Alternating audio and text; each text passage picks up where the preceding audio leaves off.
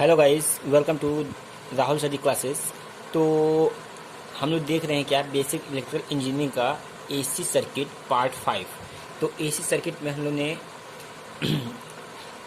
Pure resistive, pure capacitive और pure inductive RL series circuit और RC series circuit और LC series circuit देखा था। अब हम लोग देखने वाले हैं इस वीडियो में आरएलसी सीरीज सर्किट। ठीक है, तो आइए देखते हैं क्या होता है आरएलसी सीरीज सर्किट। देखिए, जब हम आरएलसी सीरीज सर्किट की बात करेंगे तो इसमें हमारा आर, एल और सी ये तीनों होंगे। रेजिस्टेंस भी होगा, इंडक्टर भी होगा और कैपेसिटर भी होगा। तीनों सीरीज में कनेक्टेड होते हैं। Series circuit. तो इस प्रकार की सर्किट में हम किस प्रकार से कैलकुलेशन करते हैं, इन सभी चीज़ों को हम लोग देखेंगे। ठीक है, यहाँ पे जो भी आपको चीज़ें बताई जा रही हैं इसी बेस पे न्यूमेरिकल भी बनते हैं। ठीक है, हमने पूरा ब्रॉडली पूरा बता दिया है। उस क्वेश्चन में आपके एज जैसे आपका क्वेश्चन होगा उसी के अकॉर्डिंग आपका सारा चीज़ें बनेंगी। ठीक है, तो नंबर के मार्क्स के अकॉर्डिंग आपका क्या होगा, सारे क्वेश्चन बनेंगे। तो आप क्या करिएगा, हर एक स्टेप को फॉलो करिएगा, जिससे ये ध्यान रहे कि आपका कोई क्वेश्चन बनता है तो छूट ना पाए, आराम से कवर हो सके। ठीक है, तो आइए देखते हैं आरएलसी सीरीज सर्किट में। तो उसमें क्या होगा, आरएलसी सीरीज सर्किट में एक हम रेजिस्टेंस लिया हमने, ये मान लीजिए रेजिस्टेंस है, ये आर हो गया, और एक इंडक्टर हमने यूज कर लिया, इसकी वैल्यू मान लीजिए एल, और एक हो जाएगा आपका कैपेसिटर, इसकी वैल्यू है सी। ठीक है, अब इस पर हम क्या करेंगे, एसी सप्लाई देंगे। इस प्रकार से हमने एसी सप्लाई दे दी। ठीक, अब यहाँ पे ये है V = VM sine omega T, ये दिया हुआ है साइनसोइडल। अब यहाँ मान लीजिए इसके थ्रू से करंट फ्लो हो रहा है आई। अब यहाँ पे वोल्टेज ड्रॉप होगा सभी में अलग अलग। तो मान लीजिए कि यहाँ पे वो जो वोल्टेज ड्रॉप हो रहा है वो हो रहा है VR, यहाँ से यहाँ तक का वोल्टेज जो है वो है VL, और यहाँ से यहाँ तक का वोल्टेज जो है वो VC है। यहाँ तक डाउट नहीं होगा। ठीक है, अब यहाँ पे हमें फेजर डायग्राम समझना पड़ेगा। तो फेजर डायग्राम के लिए हम क्या करते हैं, पहले बनाते हैं चीज़ों को। तो यहाँ से मान लीजिए ये आपका रेजिस्टिव लोड पे है। ठीक है, जिस पे मान लेते हैं हमारा यहाँ पे करंट है I, और इस पर हमारा VR है जो वोल्टेज ड्रॉप हो रहा है।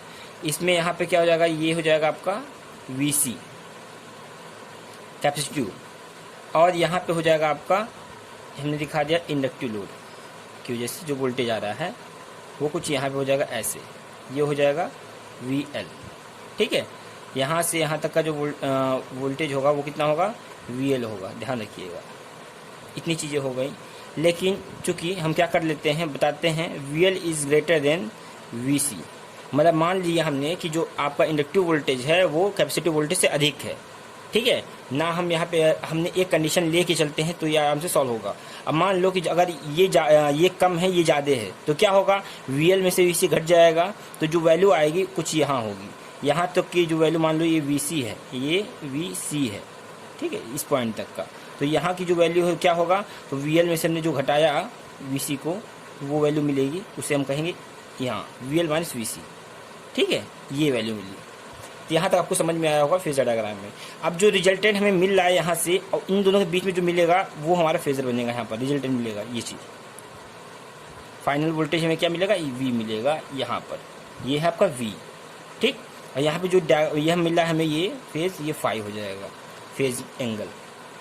तो यहाँ तक फेजर डायग्राम आई होप कि आपको समझ में आओ कैसे कैसे फेजर डायग्राम बनाया है। ठीक है, यहाँ पर VC है जो कि कम है VL से, तो हमने क्या किया, VL में से सब्ट्रैक्ट किया, तो ये वैल्यू मिली, VL - VC मिली, और VL - VC को VR के साथ में हमने वेक्टर एडिशन करके उसका रिजल्टेंट आया हमने। ठीक है, तो रिजल्टेंट जो हो जाएगा V हो जाएगा, और उसके बीच में जो एंगल होगा वो फाई होगा।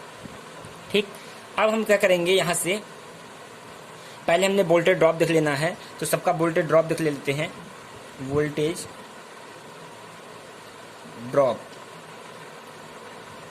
ड्रॉप क्या हो जाएगा, वोल्टेज ड्रॉप यहाँ पे हो जाएगा पहले का VR = I × R, VL = I × XL, VC = I × XC। ठीक है, यहाँ तक कोई डाउट नहीं होगा आपको। इसके बाद से हमें क्या करना है, वेक्टर एडिशन करना है। देयरफॉर हमने क्या करना है, V = अंडर रूट इनका वेक्टर एडिशन करेंगे तो यहाँ हमें क्या मिलेगा, वी आर का स्क्वायर यहाँ पर प्लस, अब यहाँ पे क्या है ध्यान दीजिएगा, ये हमने क्या लिया है, वी एल माइनस वी सी लिया है, वी एल माइनस वी सी लिया है, तो अब इसका जो होगा उसका स्क्वायर हो जाएगा, तो हमें रिजल्टेंट मिला यहाँ पर। ध्यान रखिए, अगर लिया हमने क्या, V C greater than V L ले लिया, मतलब वी सी आपका ज़्यादा है तो हमने क्या करना है, वी सी में से वी एल को हटाना है, तो यहाँ पर कंडीशन चेंज हो जाएगी और रेजोनेंट कंडीशन अलग होती है, तो तीनों कंडीशन अलग अलग होती हैं, तो हमने ये कंडीशन लेके चलना है। नॉर्मल कंडीशन जो आपको दिया होगा उसी अकॉर्डिंग आप करते आओगे, यहाँ पे ध्यान रखिएगा। अब यहाँ पे देखिए, इसको हम सॉल्व करेंगे तो सिंप्लीफाई करने पे आपको क्या मिलेगा, यहाँ पे हो जाएगा आपका v इज इक्वल टू, यहाँ पर वैल्यू पुट कर दो सबकी, i इंटू आर का square plus i into X L minus i into X C का होल स्क्वायर, ये मिल जाएगा। v इज इक्वल टू, अब देखिए यहाँ पर क्या होगा, i स्क्वायर इंटू आर का स्क्वायर प्लस, यहाँ से हमने आई बाहर निकालना है तो आई कॉमन ले लोगे और स्क्वायर के बाहर निकालोगे तो यहाँ क्या हो जाएगा, आई स्क्वायर हो जाएगा, और यहाँ मिलेगा क्या, x L minus X C का होल स्क्वायर। यहाँ तक कोई डाउट नहीं होगा। आई स्क्वायर बाहर निकल जाएगा तो यहाँ मिलेगा क्या आपको, आई देखिए अंडर रूट के बाहर निकलने पर आई स्क्वायर पर से स्क्वायर हट जाएगा, अंडर रूट हट जाएगा तो आई मिलेगा, ठीक है। यहाँ मिलेगा R square plus X L minus X C का होल स्क्वायर, आई नीचे ले आओगे तो v अपन आई हो जाएगा, और यहाँ हो जाएगा अंडर रूट में r का square plus X L minus X C का होल स्क्वायर, तो ये आपका z है, इम्पीडेंस जिसे हम कह रहे हैं, ठीक है। तो यहाँ हो जाएगा r square plus X L minus X C का होल स्क्वायर। इस प्रकार से आप इम्पीडेंस को कैलकुलेट कर सकते हो। तो यहाँ तक आपको कोई डाउट नहीं होना चाहिए, आराम से आपका इम्पीडेंस निकल जाएगा। अगर यहाँ पर अगर इससे अधिक हुआ तो बस इतना ही फर्क पड़ेगा कि एक्स सी माइनस एक्सएल हो जाएगा, बाकी सब कुछ सारी चीज़ें सेम होंगी, और यहाँ फेज एंगल चेंज हो जाएगा लीडिंग लैगिंग केस में। अगर इंडक्टिव ज़्यादा है मतलब वी एल अधिक है तो ये हमेशा इंडक्टिव होगा, और वी सी अधिक है तो क्या हो जाएगा, कैपेसिटी होगा, मतलब लीड करेगा। इस सारी चीज़ों को आपको ध्यान रखना पड़ेगा, ठीक है। अब जैसे हमने ये फेजर बनाया है, अब मान लिया इस पर, अब हम मान लेते हैं यहाँ पर कि V C is greater than V L है, ऐसा है, तब आपका फेजर कैसा बनेगा, तो ध्यान देखिए, इसका फेजर हम बनाएंगे कुछ इस प्रकार से। ये आपका करंट आई है, ये मान लिया हमने वी आर है, और ये आपका क्या, वी एल है। अब यहाँ पे हमने क्या करना है, यहाँ तक का जो वोल्टेज होगा आपका, ये वी सी हो जाएगा, यहाँ से यहाँ तक का, ठीक, ये हो गया आपका वी सी। अब देखिए इस पॉइंट में यहाँ से यहाँ तक हमने क्या दिखाया, मान लिया वी एल हमने घटा दिया, यहाँ वी एल आपका कम हो जाएगा इतना, तो जो मिलेगा इस पॉइंट पर वो क्या मिलेगा हमें, V C minus V L, ये पॉइंट हमें मिलेगा, ध्यान रखिए। अब ये जो पॉइंट मिला इससे और यहाँ से हमने क्या करना है, रिजल्टेंट निकालना है, तो आपका रिजल्टेंट कुछ इस प्रकार से आएगा यहाँ से, ठीक, ये आएगा वी, तो यहाँ पर भी क्या, जस्ट यही चेंज हो जाएगा आपका, बाकी फेज डायग्राम इस टाइप होगा, ठीक है। तो ध्यान दीजिएगा, जरा सा भी यहाँ पर कंफ्यूजन होने पर आप लैगिंग वाला लीडिंग में, लीडिंग वाला लैगिंग में कर सकते हैं, तो इस चीज़ को ध्यान दीजिएगा, ठीक है। तो इस प्रकार से हम करेंगे। तो अब आगे देखिए, अब यहाँ निकल गया तो अब हम क्या करेंगे, करंट निकालेंगे। करंट कैसे कैलकुलेट करेंगे, तो current I is equal to V upon I, sorry V upon Z, ठीक है, एम्पियर में। यहाँ से ऐसे करंट आप निकाल सकते हो। अब देखिए यहाँ से करंट आपने निकाल लिया, तो करंट निकालने के बाद से अब आप सारी जो वैल्यूज निकाल लेते वो सारी वैल्यू निकालते चलेंगे कंटिन्यू। जैसे कि आपने क्या दिखा था, अब हम निकालेंगे फेज एंगल। तो फेज एंगल निकालने के लिए क्या करेंगे, टेन फाई लिया हमने, इसमें मान लीजिए इसको हम ले रहे हैं, यही कैलकुलेट कर रहे हैं, इसी को लेते हुए चल रहे हैं। तो यहाँ पे हमने 10 फाई लिया, तो 10 का क्या होता है, परपेंडिकुलर अपॉन में बेस। परपेंडिकुलर ये है, बेस ये है, परपेंडिकुलर कितना आ जाएगा, V L minus V C, इसको कर दीजिए V L minus V C upon में बेस क्या है, ये है वी आर, तुमने वी आर पुट कर दिया, ठीक। तो यहाँ से हमारा फाई निकल जाएगा क्या, V L tan inverse V L minus V C upon में वी आर, कुछ इस प्रकार से। ये आपका क्या है, फेज एंगल है, फेज एंगल, ठीक। अब देखिए यहाँ से निकालेंगे पावर फैक्टर देखिए पावर फैक्टर कॉस फाई क्या हो जाएगा, तो कॉस फाई यहाँ पे देखिए, तो इस ये होता है आपका बेस अपॉन में हाइपोटेनियस, तो बेस आपका ये है, ये देखिए तो यहाँ हो जाएगा वी आर अपॉन में वी हो जाएगा, कॉस फाई इक्वल टू हो जाएगा वी आर अपॉन में वी। यहाँ कोई डाउट नहीं होगा, या हम कर सकते हैं क्या, आर अपॉन में जेड, इस तरीके से निकाल सकते हैं। अब आगे देखिए रिएक्टिव फैक्टर, तो रिएक्टिव फैक्टर देखिए कितना होगा,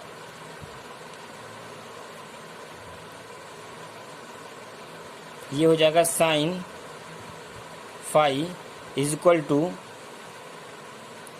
कितना हो जाएगा, देखिए तो यहाँ पे है परपेंडिकुलर अपॉन में हाइपोटेन्यूस, तो यहाँ हो जाएगा आपका ये वैल्यू, तो क्या है ये इसके पैरेलल है, तो ये हो जाएगा VL minus V C, VL minus V C upon में ये देखिए यहाँ हो जाएगा वी।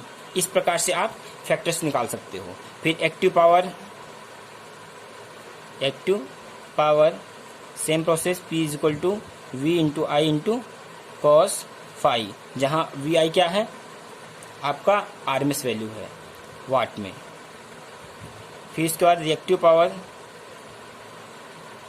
ये क्या हो जाएगा, P R is equal to V into I into sine phi V A R में, ठीक।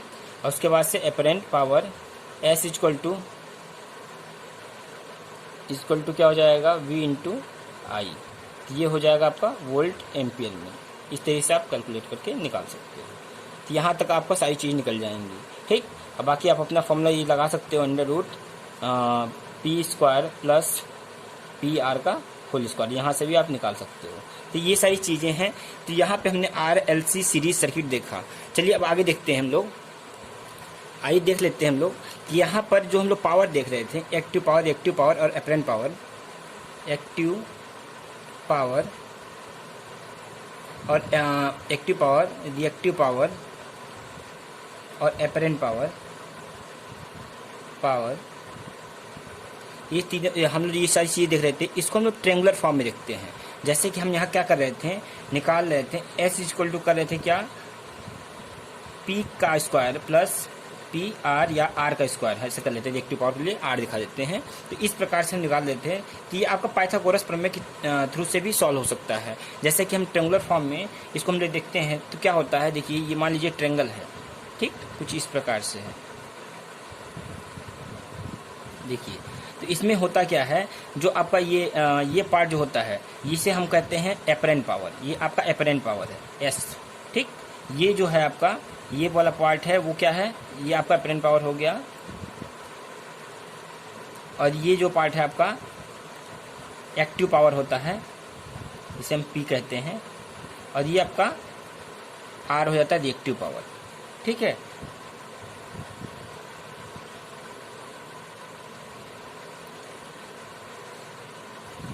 इस प्रकार से हम लोग क्या कर सकते हैं, अगर हम कॉस, देखिए यहाँ सारी चीज निकाल लेते, पावर निकाल लेते, ऐसे हम पाइथागोरस प्रमेय लगाकर यहाँ पावर निकाल सकते हैं, अपरेंट पावर। उसके बाद अगर हम कॉस फाई निकालते हैं, मान लीजिए एंगल आपका ये है, फाई है। अब कॉस फाई क्या होता है, कॉस फाई इक्वल टू हमने बताया था एक्टिव पावर अपॉन में अपरेंट पावर। तो कॉस फाई होता है, सॉरी ये आपका आर होगा, ये आपका पी होगा, एक्टिव पावर ये होगा, रिएक्टिव पावर ये होगा आपका, ठीक है। ध्यान रखिएगा, इसको हम दिखा देते हैं। एक्टिव पावर को हमने क्या करना है, पी से लिखा है, रिएक्टिव पावर को हमने आर से लिखा है, और अपरेंट पावर को हमने एस से लिखा हुआ है। तो ये आपका अपरेंट पावर है, रिएक्टिव पावर है, रिएक्टिव पावर है, ठीक है। तो कॉस फाई बराबर क्या हो जाएगा, तो एक्टिव पावर पी अपॉन में अपरेंट पावर एस। यहाँ इस तरीके से बेस अपॉन में हाइपोटेन्यूस हो जाएगा आपका। अब देखिए इस तरीके से हमने निकालना है। अब मान लो कि इसी को हम देखते हैं वोल्टेज के फॉर्म में, ट्रेंगल। तो वोल्टेज देखेंगे तो कुछ इस प्रकार से आपका वोल्टेज ग्राफ बनेगा ट्रेंगल। देखिए यहाँ पे आपका ये हो जाएगा रिएक्टिव रेजिस्टिव वोल्टेज, जो कि फाई यहाँ पे एंगल हो जाएगा। और ये आपका क्या हो जाएगा, ये आपका वोल्टेज हो जाएगा आपका रिजल्टेंट वोल्टेज, ठीक। और ये आपका जाएगा आपका reactive voltage V R, V X, जो भी हो, इंडक्टिव हो या इंडक्टिव हो सकता है या कैपेसिटिव, कोई भी हो सकता है, ठीक है। इस प्रकार से कर सकते हैं। तो यहाँ से आपका कैलकुलेशन ऐसे निकल सकता है, v is equal to under root V R का स्क्वायर प्लस वी एक्स का स्क्वायर। इस प्रकार से हम लोग सॉल्व कर लेते हैं। अब देखिए इसी को हम दिखा सकते हैं ट्रायंगल फॉर्म में, लोड को यहाँ ऐसे करिए, इस प्रकार से बनाया जाए और वी आर की वैल्यू हम रख दे आई इंटू आर। ठीक, यहाँ से हमने कर लिया आई इंटू यहाँ पर आई इंटू एक्स हो जाएगा और यहाँ पर आई इंटू जेड हो जाएगा। तो इस प्रकार से हम लोग कर सकते हैं। अगर हम करंट की वैल्यू हटा दें तो हमें कुछ अलग फॉर्म मिलेंगे ट्रायंगल। अगर सारे करंट सब में हटता है तो क्या मिलेगा हमें, देखिए ये आपका जेड हो जाएगा इम्पीडेंस, यहाँ पर ये इम्पीडेंस हो जाएगा, ये आपका रेजिस्टेंस हो जाएगा आर, और यहाँ पे क्या हो जाएगा, ये आपका रिएक्टेंस हो जाएगा एक्स। देखिए यहाँ पर कई बच्चों को कन्फ्यूजन था, तो हमने सोचा कि इस चीज़ को यहाँ पे कंफर्म कर देते हैं, आपको चीज़ों को डाउट कोई ना रह जाए। ठीक है, जैसे कि ये देख रहे हैं रेजिस्टेंस है, तो रेजिस्टेंस का अगर हम रेसिप्रोकल करते हैं उसे हम बोलते हैं कंडक्टेंस। ध्यान रखिएगा, चालकत्व जिसे बोलते हैं। ठीक है, रेजिस्टेंस का कंडक्टेंस, रेजिस्टिविटी का रेसिप्रोकल क्या होता है, कंडक्टिविटी। ठीक है, यहाँ पे आपको डाउट नहीं होना चाहिए, ये चीजें ये एक दूसरे के वॉइस वर्सा उल्टा होते हैं। ठीक है, रेसिप्रोकल होते हैं। जैसे कि हमने आर है तो आर को हम अगर कैलकुलेट करना है तो 1 अपान कर दें रो, मतलब हमने रो रो नहीं होता है, सिग्मा होता है कंडक्टेंस का सिग्मा। अब इस सिग्मा को हम उल्टा करेंगे, मतलब 1 में डिवाइड कर देंगे तो हमारा आर रेजिस्टेंस निकल जाएगा, या हम बोल सकते हैं इसका रेसिप्रोकल होता है। इस प्रकार से ये दोनों आपस में क्या है, आपस में रेसिप्रोकल है। जैसे रेजिस्टिविटी का रेसिप्रोकल क्या होता है, कंडक्टेंस, रेजिस्टेंस का कंडक्टेंस, रेजिस्टिविटी का कंडक्टिविटी। इसी प्रकार से आपका देखिए रिएक्टेंस है, रिएक्टेंस कोई भी हो सकता है आपका, इसका रेसिप्रोकल होता है आपका ससेप्टेंस। ध्यान रखिएगा, ससेप्टेंस होता है रिएक्टेंस का रेसिप्रोकल। ठीक है, अब आता है आपका जेड, इम्पीडेंस का जो रेसिप्रोकल होता है वो क्या होता है, एडमिटेंस। तो ये सारी बेसिक चीजें हैं। अगर ये सारी चीजें पूछी आती हैं तो गड़बड़ ना हो, आपका ध्यान रखिएगा। ठीक है, इसकी यूनिट पूछी जाती है, यूनिट मत भूलिएगा। जैसे रेजिस्टेंस होता है, रेजिस्टेंस की यूनिट क्या होती है, ओम होता है। ठीक है, रेजिस्टिविटी की यूनिट क्या होती है, ओम मीटर होता है। ठीक है, रिएक्टेंस की यूनिट क्या होती है, तो रिएक्टेंस एक्सएल एक्सी निकालते हैं तो वो भी हम ओम में ही लेते हैं।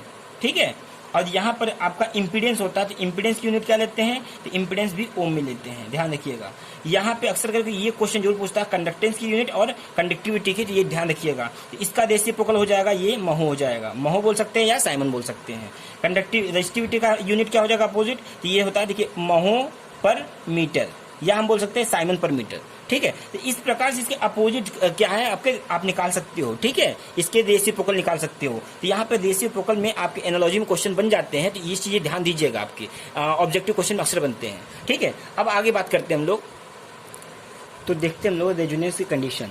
तो इसमें हम लोग इसमें भी रेजोनेंट की कंडीशन आती है, क्योंकि इसमें भी आर एल सी है, तो एल और सी की वैल्यू इक्वल हो सकती है।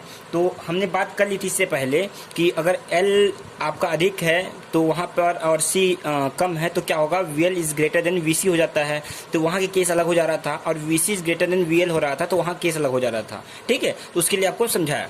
उसके बाद से अब यहाँ पे मान लो कि यहाँ पर क्या हो जाता है, वी एल जो है वी सी के बराबर हो जाता है, वीसी बराबर होता है। ये कब होगा, जब हमें इम्पीडेंस इसका आर हो, मतलब प्योर, मतलब यहाँ पर हमारा वी एल वी सी बराबर हो जाता है। मतलब हमने मान लिया कि जब हम ले रहे हैं कंडीशन में, तो यहाँ पे जो जेड इक्वल टू क्या हो रहा है, अंडर रूट में R square plus XL minus XC हो रहा है, इस प्रकार से हो रहा है। ठीक, तो रेजोनेंट कंडीशन कब आएगी, जब XL minus XC equal to 0 हो जाए, या हम कह सकते हैं वी एल और V L minus V C equal to क्या हो जाए, 0 हो जाए। ठीक है, तो ये दोनों कंडीशन बनती है, या ऐसे समझिए हम ऐसे समझ सकते हैं। तो यहाँ पे रेजोनेंट की कंडीशन बोली जा सकती है, पूछी जा सकती है। तो यहाँ पे आप बोल सकते हो क्या कि एक्सएल जब हमारा reactance inductive reactance capacitive reactance के बराबर हो जाता है, ठीक है, तो तब ये रेजोनेंट की कंडीशन पे आ जाता है, V L minus V L equal to V C हो जाएगा। ठीक है, अब देखिए अगर ये कंडीशन आ रही है तो यहाँ पे हमने वैल्यू पुट करके यही आना है कि हम ले लेते हैं फ्रॉम वन 1 एक ले लिया हमने, तो क्या हो जाएगा XL is equal to XC। XL और XC वैल्यू हमने रखा omega L is equal to 1 upon omega C। तो यहाँ पे ओमेगा इज इक्वल टू क्या हो जाएगा 1 अपॉन LC। यहाँ पे हो जाएगा ओमेगा का स्क्वायर, इधर चला जाएगा, तो ओमेगा इज इक्वल टू क्या हो जाएगा 1 अपॉन अंडर रूट LC। तो यहाँ पर भी आपकी ये आ जा रही है, आपको एंगुलर फ्रिक्वेंसी आ जा रही है, ठीक है। अब एंगुलर फ्रिक्वेंसी निकालना है तो आप निकाल सकते हो, अदरवाइज यहाँ पर फ्रिक्वेंसी ओमेगा वैल्यू रख के कर सकते हो। Omega is equal to 2 pi f रख लो, यहाँ हो जाएगा 2 pi f is equal to 1 upon under root LC। तो f इज इक्वल टू क्या हो जाएगा 1 upon 2 pi under root LC। तो यहाँ से आप अपनी यहाँ पे फ्रिक्वेंसी कैलकुलेट कर सकते हो। देखिए यहाँ पर हम लोग LC सर्किट के थ्रू से फ्रिक्वेंसी को बहुत हाई कैलकुलेट यहाँ पर निकाल सकते हैं, ठीक है। L की वैल्यू पर और C की वैल्यू पर आपकी फ्रिक्वेंसी यहाँ पर डिपेंड करती है, ठीक है, रेजोनेंट की कंडीशन में। तो यहाँ से आप आराम से हर्ट्ज में निकाल सकते हो, ये हर्ट्ज में होता है। अब देखिए इसके बाद से, और ये जो होता है इसकी भी यूनिट आती है, ये होता है आपका रेडियन पर सेकेंड, रेडियन पर सेकेंड होता है। यहाँ ध्यान दीजिएगा, यूनिट भी पूछ सकता है क्वेश्चन में ऑब्जेक्टिव टाइप में। अब आगे देखो, तो इसमें क्या होगा, अब हमें निकालना क्या है, इसमें हमें अनुनाद की कंडीशन निकालना है। अनुनाद में मतलब क्वालिटी फैक्टर निकालना है। तो क्वालिटी फैक्टर से भी क्वेश्चन पूछता है। तो देखिए क्वालिटी फैक्टर होता क्या है, इसको समझते हैं। क्वालिटी फैक्टर, क्वालिटी फैक्टर क्या होता है ये देख लेते हैं। देखिए क्वालिटी फैक्टर होता क्या है, Q इज इक्वल टू होता है वोल्टेज ड्रॉप अक्रॉस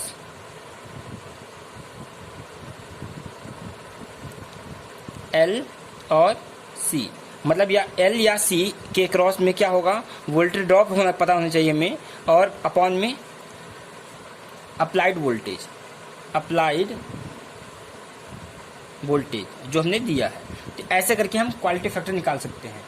अब ये क्वालिटी फैक्टर हम सीरीज के लिए निकाल रहे हैं, तो हम शायद यहाँ पे S लगा सकते हो, ठीक है, QS कर सकते हो। तो इससे आप समझ जाएंगे ये सीरीज का क्वालिटी फैक्टर है। हम अभी सीरीज सर्किट की ही बात कर रहे हैं इसी में। तो यहाँ देखिए QS इज इक्वल टू क्या हो जाएगा, VL हम मान लेते हैं, अपॉन में V वोल्टेज आपने अप्लाई किया हुआ है, ठीक है। तो इसके अकॉर्डिंग VL और V की वैल्यू हम पुट करते हैं। तो यहाँ पे हमें क्या मिलेगा, VL इक्वल टू क्या है, तो VL हो जाएगा I इंटू XL, और V क्या है आपका I इंटू Z। तो यहाँ मिल जाएगा क्या आपको, XL अपॉन में Z मिल जाएगा। अब देखिए यहाँ पे XL क्या होता है, ये होता है ओमेगा L अपॉन में ये आपका क्या है अप्लाइड वोल्टेज है। जब हम अप्लाइड वोल्टेज ले रहे हैं तो L और C में ले रहे हैं, तो यहाँ पे आपको क्या होगा, यहाँ Z की यहाँ पे R यूज करेंगे हम लोग, जो वोल्टेज हमने दिया है, ठीक है। यहाँ R होगा, ये आपका R होगा, ध्यान दीजिएगा, ये आपका R हो जाएगा। अब यहाँ पर ये आपका R हो जाएगा।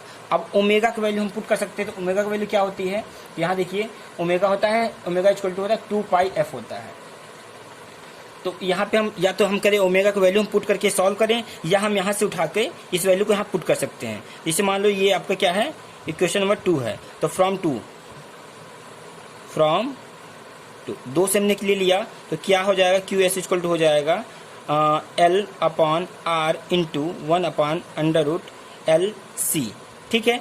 अब देखिए यहाँ पर अगर इसको हमने अंडर रूट में करना है तो अंडर रूट में कर लो तो और इजी हो जाएगा। यहाँ कर लिया हमने 1 अपॉन R कर लिया, और इसको हमने पूरे में अंडर रूट कर लिया, R को अंदर कर लिया। तो यहाँ L को अंडर रूट में करें, L स्क्वायर हो जाएगा अपॉन में L, और यहाँ पे C, L से स्क्वायर कट जाएगा। तो यहाँ क्या मिलेगा, 1 अपॉन R अंडर रूट में L अपॉन C। ये है आपका सीरीज क्वालिटी फैक्टर, ठीक है। तो यहाँ पर आप इस प्रकार से क्वालिटी फैक्टर कैलकुलेट कर सकते हो। Q इक्वल टू क्या हो जाता है आपका, 1 अपॉन R अंडर रूट में L अपॉन C। याद रखिएगा क्वालिटी फैक्टर क्वेश्चन पूछता है, ये भी क्वेश्चन बनता है आपके पेपर में, इस चीज का ध्यान रखिएगा, ठीक है।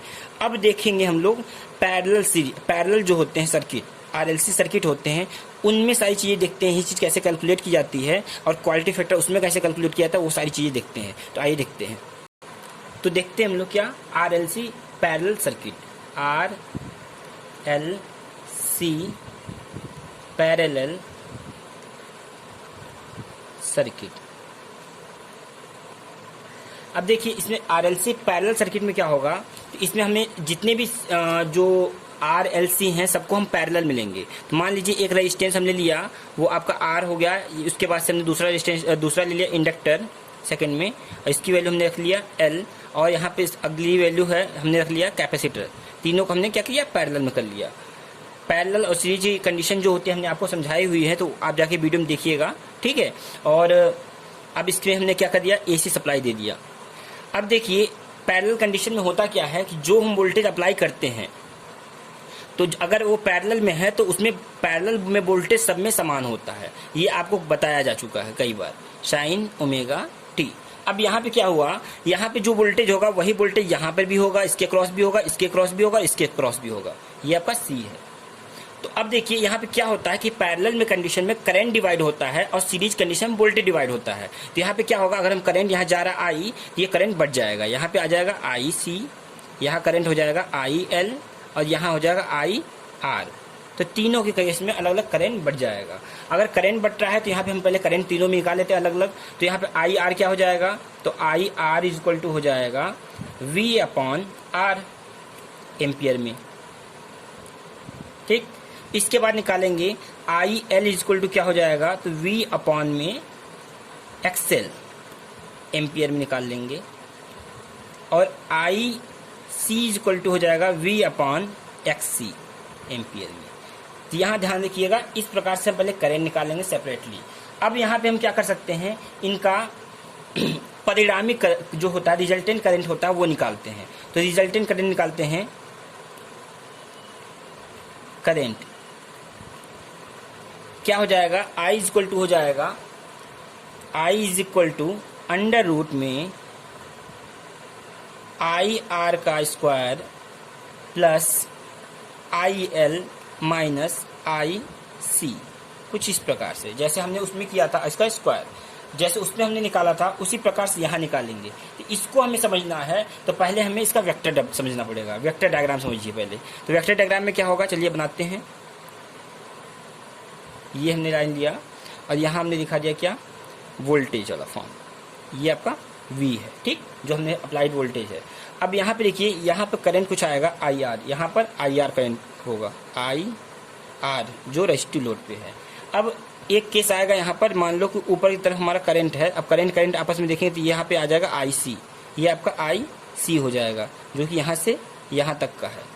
अब इस पे क्या होगा, यहाँ पे जो अप्लाई हुआ है वो करंट क्या हो जाएगा, यहाँ से यहाँ तक की जो करंट हमने दिया है वो हो जाएगा, मान लो ज़्यादा है तो आई एल हो जाएगा, आई एल ज़्यादा मान लिया हमने, ठीक। इस केस में हमने क्या किया है, I L is greater than I C, ऐसे कर लिया। तो यहाँ हो जाएगा, अब यहाँ देखिए यहाँ का वोल्टेज जो है वो क्या होगा, तो यहाँ हो जाएगा आपका आई एल माइनस आई सी, ये हमें मिल जाएगा। मतलब हमने आई एल में से आई सी घटा लिया, ये हमने करंट पर चल गया, और ये क्या हो जाएगा आई सी, मतलब हमने क्या किया, आई एल में से आई सी को घटा के ये वैल्यू निकाल लिया। अब ये पॉइंट का हमने रिजल्टेंट निकालना है, ये पॉइंट से हमने रिजल्टेंट निकाला तो ये हमें मिलेगा, ठीक। और ये हमारा एंगल मिल जाएगा फेज एंगल। तो इस प्रकार से हमें पैरेलल सर्किट में निकालना है करंट को लेकर। अब देखिए यहाँ पे जैसे हम कर रहे थे तो इसमें भी देखिए करंट की बात है, तो करंट क्या है, देखिए इससे जो कैपेसिटिव करंट है, वोल्टेज से कैपेसिटिव करंट से, तो कैपेसिटिव हमेशा लीड करता है, तो यहाँ भी लीड कर रहा है। वोल्टेज से यहाँ पे करंट जो है वो क्या कर रहा है, लैग कर रहा है, इंडक्टर में लैग करता है, लैग कर रहा है। तो ये चीज़ देखिए 90 डिग्री सब है। तो आप कॉन्सेप्ट को मत भूलिएगा, तो आपको कभी गड़बड़ नहीं होगा, कॉन्सेप्ट से सारी चीज़ करिएगा। अब यहाँ हम रिजल्टेंट निकालेंगे आई, तो आई इक्वल टू क्या हो जाएगा, अंडर रूट आई आर का square plus I L minus I C का होल स्क्वायर। तो यहाँ से आपका रिजल्टेंट करंट निकल जाएगा। इस प्रकार से आप कैलकुलेट कर लोगे। अब देखते हैं हम इम्पीडेंस निकालने के लिए। तो इम्पीडेंस के लिए क्या करेंगे, Z इक्वल टू क्या करेंगे, यहाँ पे रखेंगे V अपॉन में, यहाँ पर I जो भी आपका करंट निकला है वो रखेंगे, और ये आपका आ जाएगा ओम में। तो यहाँ से आपका Z निकल जाएगा। पैरेलल सर्किट में इस प्रकार से सॉल्व करना है। अब हम क्या करेंगे, फेज एंगल निकालेंगे। तो फेज एंगल बराबर क्या हो जाएगा, फाई इक्वल टू या 10 फाई इक्वल टू क्या हो जाएगा। अब देखिए यहाँ 10 निकालो तो क्या हो जाएगा, परपेंडिकुलर अपॉन बेस। परपेंडिकुलर क्या है, I L minus I C है, I L minus I C upon में बेस क्या है, आई आर है। इस प्रकार से आप कैलकुलेट कर लोगे यहाँ से, तो फाई आपका निकल जाएगा। Phi is equal to 10 inverse कर लो, बाकी वैल्यू ये जो है पुट कर लो, I L minus I C upon में आई आर। इस प्रकार से आप निकाल लोगे एंगल। ठीक है। अब देखिए यहाँ निकालने के बाद से अब हम क्या कर सकते हैं, पावर फैक्टर निकालना है। कॉस फाई पूरा जो फेजर डायग्राम है उसी को उठा के यहाँ देखेंगे तो क्या हो जाएगा, ये हो जाएगा बेस अपॉन में, बेस अपॉन में क्या हो जाएगा हाइपोटेनस। देखिए तो यहाँ पे हो जाएगा आई आर अपॉन में क्या हो जाएगा ये आई, तो यहाँ से आपका पावर फैक्टर निकल गया। या हम बोल सकते हैं, निकाल सकते हैं किस प्रकार से, जेड अपॉन आर करके निकाल सकते हैं, जस्ट अपोजिट, जैसे हम लोग उसमें कर रहे थे सीरीज में, इसका just opposite Z upon R हो जाता है। ठीक है, तो ऐसे आप कैलकुलेट कर सकते हैं। अब हम क्या कर सकते हैं, यहाँ से इतना चीज़ें आपको समझ में आई। अब यहाँ पर हमने पावर फैक्टर भी निकाल लिया। अब हम देखते हैं रिएक्टिव फैक्टर। रिएक्टिव फैक्टर होता है क्या आपका साइन फाई होता है। तो साइन फाई निकालने के लिए क्या करेंगे, परपेंडिकुलर, परपेंडिकुलर क्या है, ये आपका है perpendicular I L minus I C, I L minus I C upon में हाइपोटेनस, हाइपोटेनस हो जाएगा तो यहाँ पर आपका आई हो जाएगा, पुट कर देंगे तो यहाँ से आपका ये निकल जाएगा साइन फाई। तो इस प्रकार से यहाँ कैलकुलेट करके हम निकाल सकते हैं। इसको हम डायरेक्ट लिख सकते हैं कैलकुलेशन में, ये आपका जेड अपॉन एक्स हो सकता है। ठीक है, अब आगे हम देखते हैं नेक्स्ट आपका क्या है, एक्टिव पावर, रिएक्टिव पावर और एपरेंट पावर। तो इसको निकालने के लिए हम क्या करेंगे, P is equal to V I cos phi, second हो जाएगा R is equal to V I sine phi, और लास्ट वन हो जाएगा आपका S equal to V into I. तो इस प्रकार से आप तीनों पावर कैलकुलेट कर सकते हो। ठीक है, तो यहाँ तक आपको क्लियर होगा। अब पावर लॉस निकालने के लिए क्या करेंगे, तो same formula P loss equal to I square into R. तो ये सारे फॉर्मूले आप अप्लाई कीजिए और आराम से निकाल लीजिए, इसकी जितनी भी वैल्यू है, क्वांटिटी है, आपकी कोई भी क्वेश्चन होगा, कैसा भी क्वेश्चन होगा, सारा सॉल्व हो जाएगा। अब इसमें हम लोग देखेंगे रेजोनेंस सर्किट के बारे में। जैसे अनुनाद उसमें सीरीज सर्किट में देख रहे थे, अब रेजोनेंस देखेंगे पैरेलल सर्किट में।